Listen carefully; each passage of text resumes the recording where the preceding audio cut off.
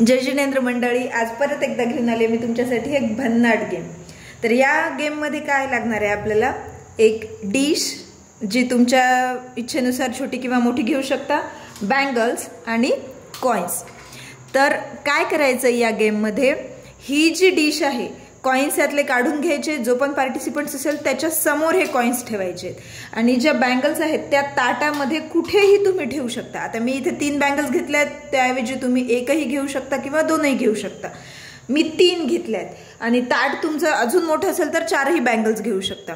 आता काय करायचंय, ह्या बँगल्स अशा अरेंज करायच्या आणि जो खेळणारा पार्टिसिपंट्स आहे त्याला त्या दिसायला नको तुम्ही बांगड्या कुठे ठेवल्यात। हे ताट तुम्ही त्या पार्टिसिपंट्सच्या पाठीमागे ठेवायचे किंवा त्याला डोक्यावर घ्यायला सांगायचे, जे एका हाताने तो ताटाला धरेल आणि दुसऱ्या हाताने तो कॉइन टाकेल। म्हणजे ते ताट तर त्याला दिसणार नाही आणि त्या पार्टिसिपंट्सला बँगल्स कुठे आहेत हे पण दिसणार नाही। मग काय करायचंय, एक एक कॉइन त्याला या ताटामध्ये टाकायला लावायचे। आता पार्टिसिपंट्सला माहित नाही आहे की बांगड्या कुठे आहेत, तो त्याचे कॉइन्स कधी बाहेर पडतील तर कधी आतमध्ये पडतील आणि मग ज्या पार्टिसिपंट्सचे त्या बँगल्स मध्ये कॉइन असतील ते तुम्ही काउंट करायचे आणि जे बाहेर असतील ते काउंट करायचे नाही। आणि मग ज्यांचे जास्त कॉइन्स होतील तो असेल विनर, ज्यांचे कमी कॉइन्स असेल तो असेल लूजर।